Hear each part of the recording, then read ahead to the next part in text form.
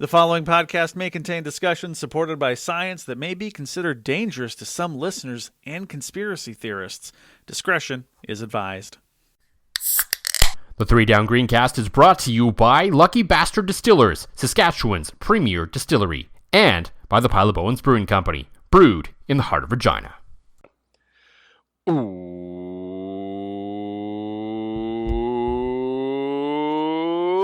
Welcome to the Three Down Greencast. You are listening to the internet's only The Boyhood Dream Has Come True for John Fraser podcast. Nice little WrestleMania reference there as well on this WrestleMania weekend. I am Joel Gasson with John Fraser as usual, as some things to get to. Yes. As we kind of stumbled our way into this, to pull back the curtain a little bit, as we like to do here. For about 2 weeks, both on and off, John and I have been taking turns postponing recording an episode for a variety of reasons. And we have actually stumbled our way into having something to talk about. Otherwise, we would have recorded 2 weeks ago, and I honestly don't know what we would have talked about. Not that, I mean, we went an entire season with no games, and we managed to do bi-weekly episodes. So well, it's true. It just would have kind of like, and in fairness, like, the entire season without episodes almost became, the pod became almost therapeutic. Mm-hmm. This, it's like, okay, we know news is coming. We know shit is happening. It's just a matter of when. Yeah, that's probably a fair way to look at that. Unfortunate news, of course, we have to talk about the release of Ajou Ajou following his violation of the league's gender violence and harassment policy. Mm-hmm. We will talk about that. Trevor Harris with some flattering things to say about one Jack Coan.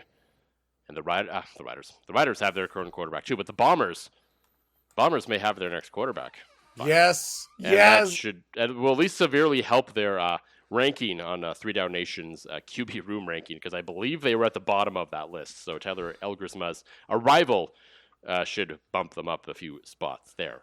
I would dare say that changes the conversation from, oh God, we're turbo screwed when Zach Collaris hangs it up, to, oh, all of a sudden this is a really good quarterback room. Mm-hmm.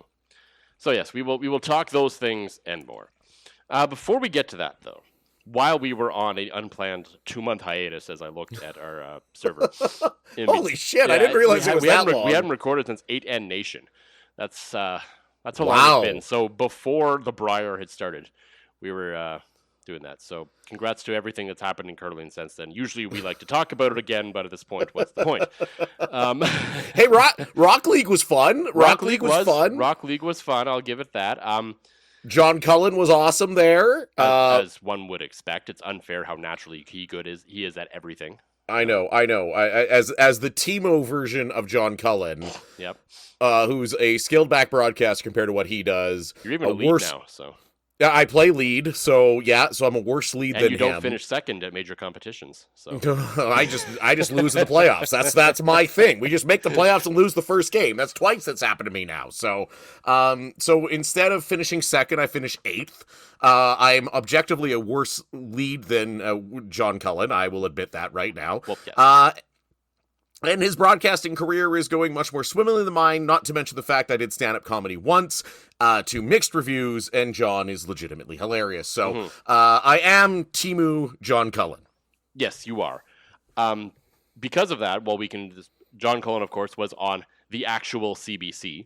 Yes. And one Jonathan Q. Fraser has spent most of his television broadcasting career, at least these days, on the interwebs. Yes. TSN Plus / NLL Live. That's the whole thing, right? I'm not forgetting. It's NLL Plus, yeah. It's NLL Plus. It is TSN Plus. I knew it was TSN Plus, because I may or may not use your account still for that. That's all right. I see the $8, and I'm like, all right, you just owe me a beer once in a while. And, of course, weirdly enough, 6 or 7 times on ESPNU before what I got to do a couple weeks ago. Yes. For the first time ever, because they will let anyone on TSN these days. Yeah, holy shit. John Fraser and, of course, the ever-talented Cody Jansen ended up on national television as the game against the Buffalo Bandits, which is, of course, a rematch from last year's championship game. Look at me knowing NLL things. Was on The Deuce, TSN 2. And for the first time, I actually watched a Rush game mostly from start to finish. I believe I watched the end of the baseball game before flipping over, so I was a little bit into it, but essentially the entire game. And I guess we'll start with the sentimental side of it, John. Obviously, A bit of a dream come true for you. 1,000,000%. Like, I've wanted to be in even if you had to wear a suit.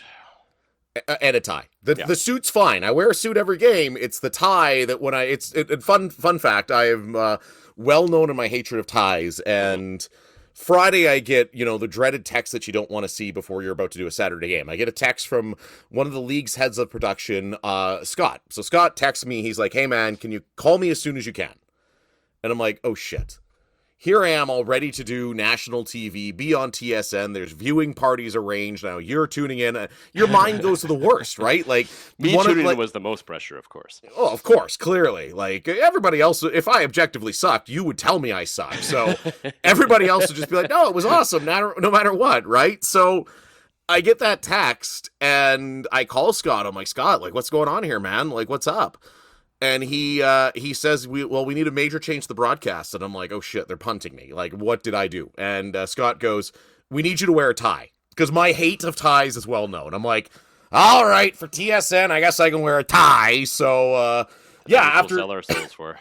Exactly. Well, anything to be, childhood dream. I mean, there's no ifs, ands, or buts about it. There's been two things I've wanted to do as long back as I can remember. One of them is make the Briar, and the other one is be on TSN, and I got to accomplish one of those two things, and the other thing is absolutely not happening unless somebody drags me there as their sentimental fifth. Which, I mean, we have discussed. We have. Because Northern Ontario provincials are an open situation. They are, yes. One Colin Hodgson is very good. Yes. We know some other very good curlers. You have Birthright. I have Birthright. Yes. I could easily be a fifth and never play and never see the ice unless we're up or down like 10-0.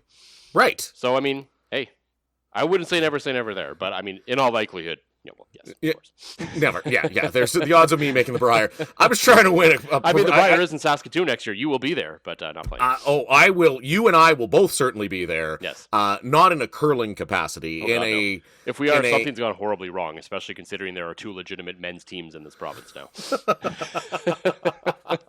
Well, I guess 3, 4 even, maybe. I don't know. At least 3 of them, I guess, are legitimate now. So. Yeah, well, and again, like, I'm in a situation where I can barely make the playoffs at provincial clubs, never mind the tankard. So that, but yeah, it was cool, and it was funny, and I think I said this to you, and I don't know if I've said it to anybody else, but... It's about the tie, isn't it? No, it's not about the tie. I was expecting... Because you told me you wore the wrong color tie. You wore, like, the orange tie. Oh, God, yes. Oh, God, I forgot about Which is, like, the one thing I've actually remembered to learn from Glenn Suter is make sure you have, like, neutral color ties all the time. Oh, no. So, okay, so I had this great shirt. I had a orange bold tie on my navy blue suit. Like, even my fashionista boss was like, "Yeah, that's a great look." And I show up to the game, and I walk into the Rush office. Now, again, we are playing the Buffalo Bandits. For those who may or may not know, their primary color is orange. And I don't own a lot of ties. My hatred of ties is very well known. I don't own like any ties. So I show up in this cool orange tie gotten from the league for Every Child Matters, and I'm like, okay, it's a nice touch. It was for a good cause. And I walk in, and Aaron with the Rush looks at me and stops me dead and goes, "What the fuck are you wearing?" Not a, "Hi, John, congrats on the gig." It is a full stop, "What the fuck are you wearing?" And I'm like, "I thought I looked good." And she's like, "You idiot. We're playing Buffalo." And I stop and pause and go, "Oh, shit." So now there's a legitimate scramble to find me a new tie. Thankfully, the aptly named Ty, who's with Saskatoon Entertainment Group, the VP of Business Operations, Tyler Work, 10 out of 10, 100 out of 100 human being. He has a stash of ties that thankfully one of them did fit me. Again, over these years of going tieless, I forgot how to tie one, so thankfully Cody Jansen was there to tie it for me. I mean, it didn't, as long as it looked good from about halfway down, right? Because I mean, you're wearing the jacket, you're not really going to be seen from basically the tits down. So really, if it's short, who cares? Well, and that was the conversation we had. It was a little short, but again, TV magic. We never saw it, and it was that kind of got my mind off the gravity of the situation. Mm-hmm. That, and I remember saying to you, were shitting your pants for 2 days. Oh, I suffer from imposter syndrome sometimes. It's getting better these days, but I was shitting my pants. It's since my whole life I've wanted to do this. I'm going to be on national TV in Canada, which, considering I had already been on ESPNU 5 or 6 times, it was like, okay, I should be fine with this, but it's just your brain doesn't allow you to be. So that was the big one. The tie got my mind off of everything. And then the other one is on our monitors. During a web game, we just see like an NLL slate. So like a photo of the logo, right? When we are in commercial break. Yeah. And my other worry, and this is so dumb, my other worry was like, I'm going to realize I'm on national TV when I see like real commercials. Not NLLshop.com, not like Fanatics, not like that kind of stuff that's on most of our broadcasts. I'm like, with the same music over and over again, yeah. Exactly. I'm like, if I see like a home hardware commercial, I'm going to be like, oh my God, I'm actually live on national TV. Thankfully, it was still at Slate. So, but it was funny. It felt, I settled in and it felt natural. It felt good. Oh, yeah. Cody and I got some high praise. And then it wasn't until the next night or 2 nights later, I was in my bed. And obviously, I had PVR'd it. Yep. And I was watching it 2 nights later, having my nightcap. And I just kept looking. I'm like, I'm hearing my voice and I'm seeing the TSN logo. And it's like, holy shit, I just did that. Mm-hmm. So, yeah, no, it's probably the coolest. It's like, I've probably peaked as a broadcaster now. So, nowhere to go from here. So just settle in. I mean, Dave's not going anywhere anytime soon. So, no, and I would. Dave is not going to do anything to get himself fired either. So yeah, and Dave is. I will acknowledge, and I've always said it. Dave is far more talented than I could ever dream to be. So yeah, no, it was cool though. I hope the opportunity comes up again. Then the side bit of it was naturally because they put you on TSN. It was also like a weirdly chaotic game. Oh, of course. I was right? like, of course, like one of the first things soon after I flip over, I'm watching John on TSN, and the ball gets lost in the goalie's equipment. I'm like, that's right. We already have it dumb. Like, this is following me everywhere I go now. And it was funny because that happened shortly after the first text I read for you would be like, hey, I'm actually watching. I'm like, oh, that's cool. Gas is watching. And then next thing you know, the goalie makes a save. Frank Chiliano makes a save. And the ball just disappears. Like, we cannot find it at all.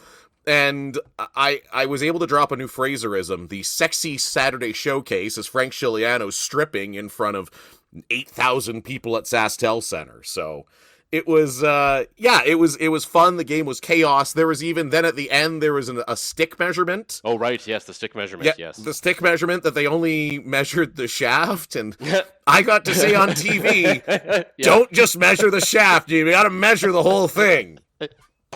Yeah.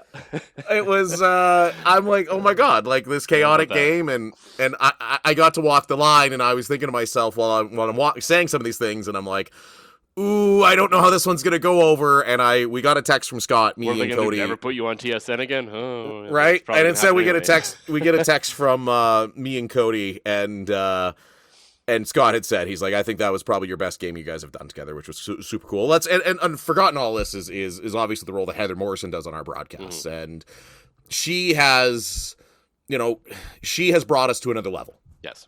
I can, there's all sorts of, I thank Les Lazaruk for all of his mentorship over the years, Ray Morrison.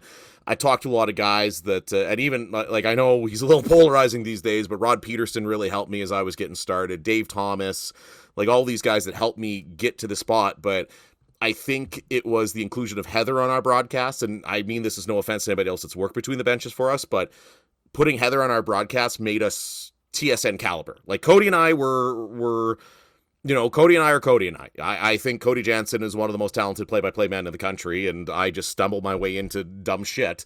But Heather has really taken us to another level. So big kudos as well to Heather, who was part of that broadcast as well. Mm-hmm. And perhaps the most important part of what this broadcast did was I think it actually drove into my head that you were bald. Your mental image of me finally is bald, John? Because we've had this conversation enough where I haven't really seen you in person since you shaved to the bone, basically, right? Yes. No. I don't think I've seen you since then, for the most part, in person anyway. Like, I've seen pictures, we've seen some videos, whatever, but it still hadn't really registered until I'm sitting there watching you on TV, and they actually go to the shot in the booth, and I was like, Yeah, John's bald. I remember that now for the first time. There wasn't like a mental shock of, oh my God, John's bald. It's like, no, John's bald. That's right. Well, if you're watching the game last night, which is funny because so I was in the stand. So National had always been scheduled to do this game against Toronto, and in fairness, I love broadcasting the Rush more than just about anything in my life. But being able to be a fan one night a year is also cool. Yep. Right. So Teddy and Brad were there last night. They always do a great job. And I was in the stands. And after a Rush goal, there's I get a barrage of texts that apparently I made it onto the like the crowd shots. Well, I was also a dozen beers deep, so it's not the most flattering look. No. So let's go with let's keep your mental picture. That is me, sober, coherent, in the broadcast booth. Yeah. Well, we'll go with that. But yeah, I think I'm finally over the shock of you actually being bald now. So There's lots of people that still aren't. So yeah, that's fair. Because I mean, as if this is your first time listening to this podcast, you aren't aware. We have basically never turned on our cameras for this episode for like normal episodes. They were on to do Ada Nation with a variety of guests in that regard, and they've been on obviously with Sergio Castillo, and that's about it. We've never turned on a camera. We've never even recorded this podcast in the same room before. So and we have been together right around the time we would do the podcast. So now we just can't do it in the same room ever. No. And even with you attending my upcoming 40th trip in September, that either we need to make this the Dan Plaster hour, or we need to hide in two different rooms of our Verbo and record that way. Yes, obviously. Because being in person is just it's even weird when we're on camera. Yeah, it is. It is. But it's not that you're not a handsome guy. It's just not what I'm used to. No, it's just it just doesn't fit our jive, I guess. No, it doesn't. I remember back many moons ago when I was still with Travis on the 2 and Out podcast. We recorded once in person. It was legitimately the most awkward thing we'd ever done. Mm-hmm. It was just weird. And after we finished the episode, I'm like, that was weird and I don't like it. Fair. That's probably what would happen here, would be my guess. Oh, certainly. So unless we met and did an episode not about football. I feel like we had discussed potentially at Saskatoon Men's doing like a completely random interview with the now likely retired Jorgen Hughes. Yes, because exactly. He has played in that spiel, and we've seen him around, and we go up to him and talk to him and be like, hey, you want to do an interview, but we're not going to talk about football. Yeah, exactly. Like, we were going to talk about your attendance here at the Saskatoon Men's Bonspiel and curling, and we might ask you one generic football question, like, how's your off season? How do you feel about the team? And in fairness, if we run into him, if we're playing the Saskatoon Men's Spiel this year, which I would say because of the Brier is a high likelihood, because obviously the Rush won't be there during the Brier, and the Saskatoon Men's Spiel should fall Brier adjacent. I would say that maybe we get him to do that, and on a non-football, let's talk about the city men's spiel, but let's do it before like an evening game, because I'm kind of incoherent by then. No, I don't have cold beer. No, never. So we do have plenty to get to, as I think that went a lot longer than we ever anticipated. Of course, the Ajou Ajou situation, some words from Trevor Harris about Jack Coan and Taylor Elgersma Taylor Elgersma is making his way to the CFL. As always, John, before that, for the Pile of Bones Brewing Company, what is in the glass this week? Well, after it was a very bad night to be a cold beer at SaskTel Center last night, I can't bring myself to have a beer just yet. So we're going with our friends from Lucky Bastard, just going with gin, cucumber, lemon, one of my go-tos, with a little bit of club soda in there. So that's what, again, Lucky Bastard Gambit Gin. Can't go wrong with it, ever. Absolutely not. For me, mixing it up a bit too, this past week, I was at Costco. Yes. And I saw a new variety pack of these like BioSteel lemonades. Oh? They're like lemonade flavor. There's like a pink lemonade, a blue raspberry lemonade, and like an iced tea lemonade. Interesting. So I decided to pick those up. Not bad. Not as good as like the OG, but pretty good. So I'm having one of those. I'm having the very natural blue raspberry. Of course, because blue is a flavor. Yes. All the wild fields all the time. That with just a little bit of Lucky Bastard vodka. I was going to say, you sound like you're fighting a bit of a cold or something there. Yes, it's been ongoing for a little bit. Our entire house got hit with something, some kind of cough situation. So, well, always the worst. But you're battling through it, and we're glad you're here. Absolutely. Someone who is no longer here would be Canadian receiver Ajou Ajou. as if for some reason we are breaking the news to you that he was released by the Saskatchewan Roughriders very quickly, might I add, after the league had announced that he was being suspended at least 6 games and had to go through a variety of hoops, much like Chad Kelly did, just to get back into the league for breaking the league's gender violence and harassment policy. Long story short, basically back in January, the league and the team was informed of a situation where he was being, aggressive with some women at a restaurant in Regina. This was, of course, and it happened back in November, which happened to be on the day of the Great Cup Parade, which you may remember was famously they're all quite drunk at. Yes. So that certainly sheds a bit of a different light on that situation right now. Yes. Regardless, the suspension was announced in the afternoon, and then soon after, like not very long after, the Riders announced that Ajou Ajou would no longer be with the organization. He was released. Jeremy O'Day would go on to the Sports Cage later that day, and when asked if Ajou Ajou would ever get a second chance, he said, quote, "Not with the Saskatchewan Roughriders." Love it. So I think that rules out any of that sort of situation ever happening here. And I think it sets a very good message from the organization to not only like players and the league and other teams, but just to the community in general, that we're not going to put up with this kind of behavior. We've seen other players in this league sort of stake around, Chad Kelly most famously, and get to return before destroying their leg and missing an entire year. And so, I mean, the league made the decision that they can make within the rules that are allowed and established to them right now. Fair enough, but the Riders decided they were going to go one step further and say, peace, see you later. And frankly, they should be absolutely applauded for that decision, because there is no room for that in the community or the organization. It's the only way that men who act like this are going to learn, is by facing consequences for their actions. And major consequences. This is a guy that they just handled a shit pot of money to for coming back from the NFL, right?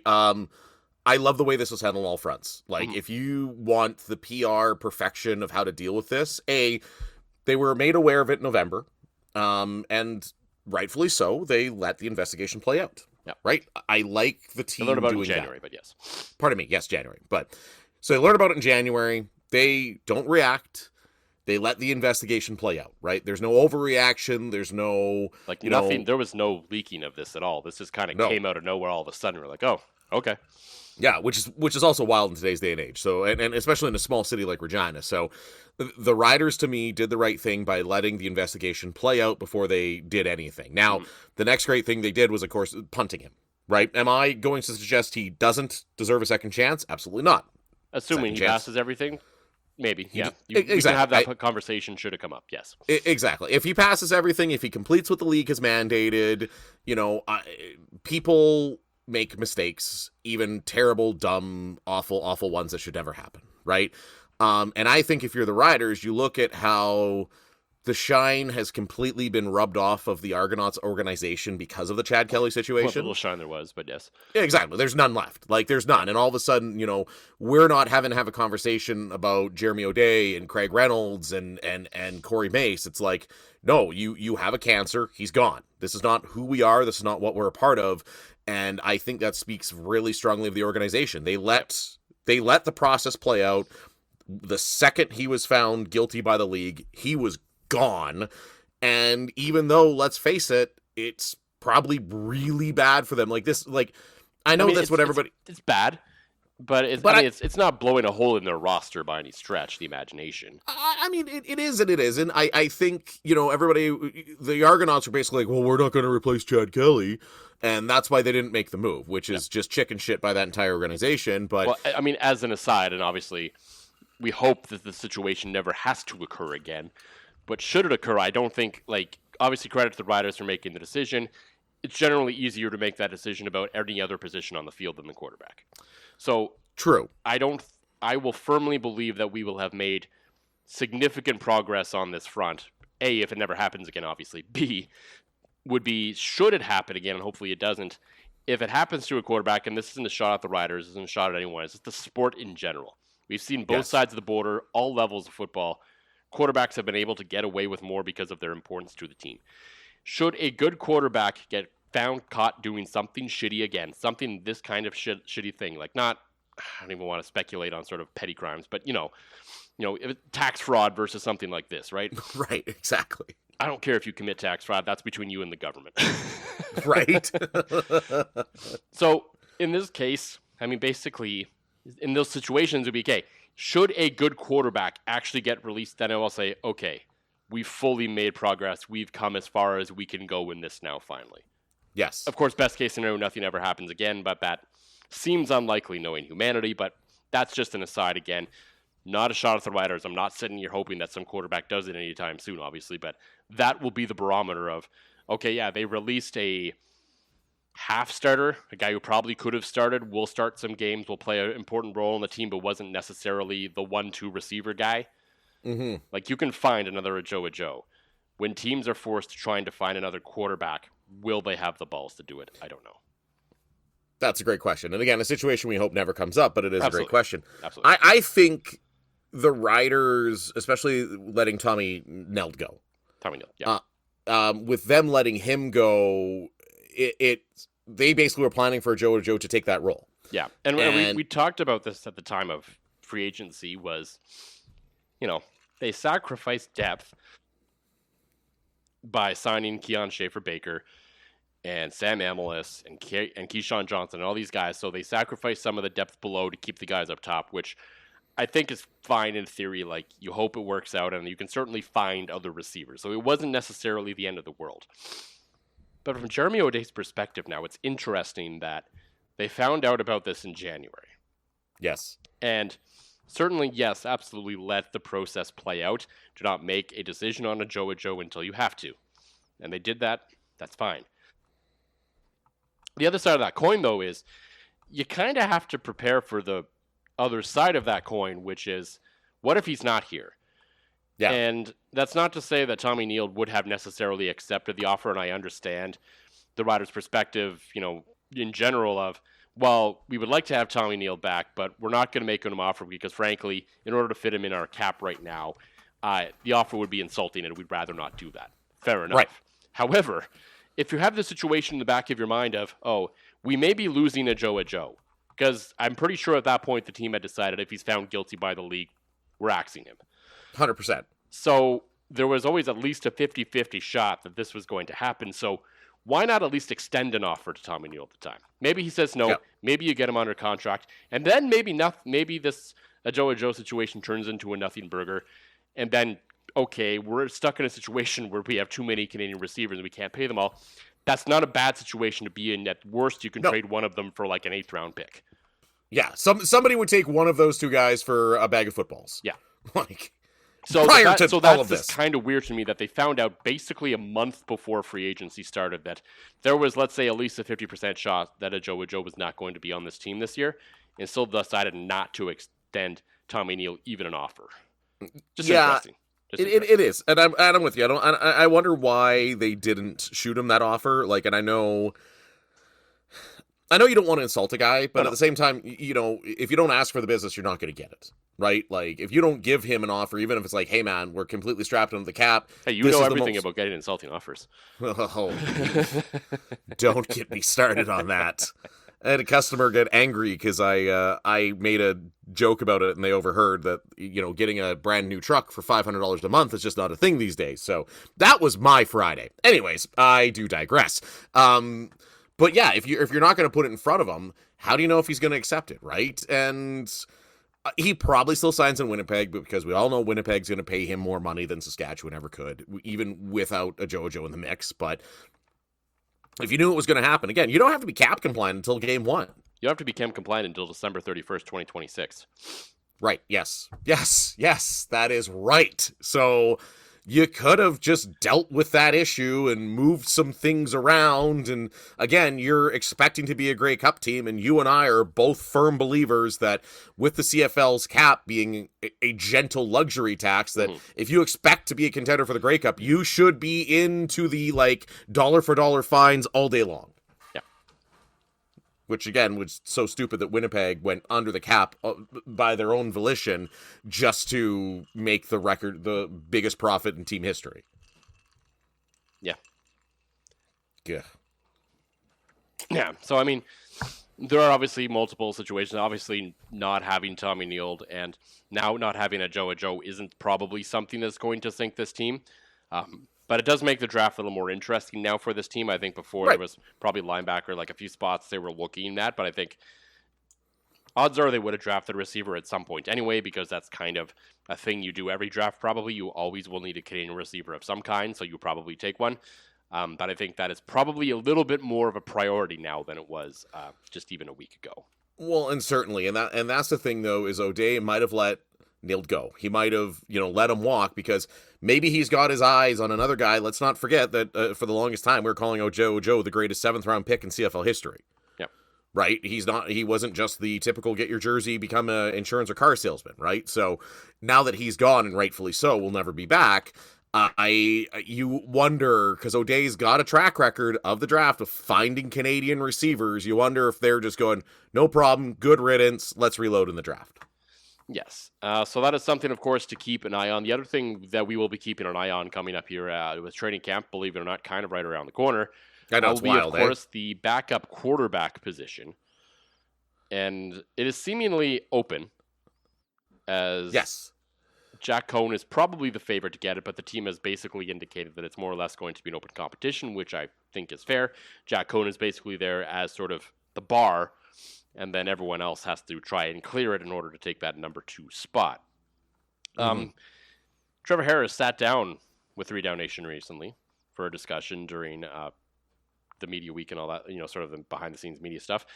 And it was some interesting comments that Trevor Harris made specifically about Jack Coan. Yes. I'm just going to quote this up as, of course, Jeremy O'Day says that Coan has the leg up in the backup quarterback position. But here's what Trevor Harris had to say about one Jack Coan. Quote, I think a lot of people don't know what Jack brings to the table in terms of how elite he is in his preparation and how well he's played through the longevity of his career at some big-time schools like Wisconsin and Notre Dame. I think he could have a bright future in this league. I'm really excited for Jack because I feel like Jack has an opportunity to cement himself as a 2. His preparation, I get into the facility early in the morning. He's one of the guys there probably 5 or 10 minutes before I do. He stays there every day and grinds tape. Here's the interesting thing, and this is why I think this is probably a big reason why the team is comfortable going down this road. Jack Coan's not only, expected to play quarterback and, do all that sort of quarterback things. Trevor Harris seems really comfortable with him because he admitted himself he doesn't really listen to a lot of people like outside of coaches and all that stuff in terms of other players. But he is actually comfortable with giving Coan game preparation projects for him. Yes. So he says, quote, when he tells me, I take it to the bank. He's one of the very few that I've been comfortable asking that knowing that I can take information he gives me and it's going to check out. When I get that information, I'll check things out. And sometimes in the past, when you ask people to do stuff, you're like, that ain't right. But he's very, very solid in what he does. And we see the game the same. Which is huge. Yeah. Which is absolutely huge. I mean, Trevor Harris, we all know, is an incredible decision maker. Mm-hmm. I mean, the guy's arm is not what it used to be, and he was still the Grey Cup MVP, right? He's still he's just won a Grey Cup championship, right? So to have that high of a regard, because let's face it, there's lots and lots and lots and lots and lots of guys that can throw a football over a mountain. Yeah. Michael Bishop. Exactly. There's only the truly elite see the game a different way. And if you have that vision, and although we haven't really seen it from Jack, but again, he's also played a few snaps in real games, hasn't really stood out as anything yet, but it's still a sort of a we don't really know situation.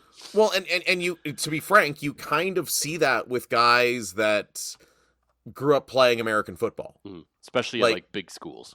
100%. Like, it is just, you're basically, it's the same game, but it's different. It's so different, right? Yeah. So you can have elite guys that are just not used to having that extra man on the field, having the wider field, the reads, the yard off the ball, everything, right?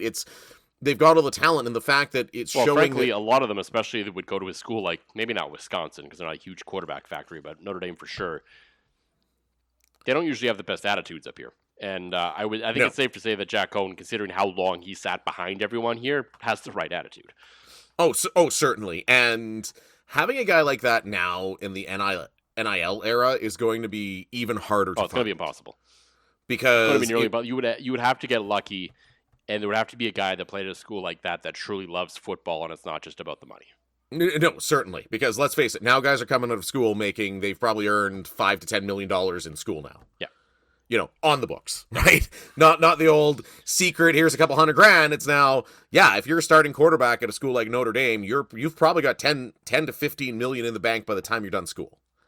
Right? So why on earth would you come to Canada to play for pennies on the dollar? And, even if they say paid you 100, 200 grand a year, why? Outside of love of the game, right? And love of the game only goes so far when your knee gets blown up, right? So that's why you see, and to get like talented guys that came from big schools, you're just not going to see that anymore. So to have a guy on the roster that Trevor Harris is high on, it's going to be more important now than ever to identify those guys that you're going to develop for many years. Yeah, and because that's important. But I think the interesting part and why they were obviously very safe with feeling in terms of letting go of Jake Maier, not only because of obviously the Ottawa Redblacks backed up the Brinks truck in terms of a backup quarterback, which is wild, but there's obviously a relationship here, and I think that is something that you can't just replicate. Like, you obviously want your backup quarterback to be good and to be able to perform, and should something happen to your starting quarterback, come in and win you football games, or at least not lose you football games. But there is also this aspect of it that I think sometimes maybe gets overlooked, is there is clearly a very trusted relationship here, which not only means that Jack Coan probably gets to stick around regardless, because he obviously has a role with Trevor Harris, but like it is such a trust factor that I think not only gives Jack Coan sort of the edge of being the backup quarterback, it also keeps Trevor Harris happy and willing to come back and probably playing at an extremely high level. Certainly, and it's you got to think that it's probably going to be the Jack Coan show when I'm watching him here in Saskatoon here in less than a month's time. Probably, yeah.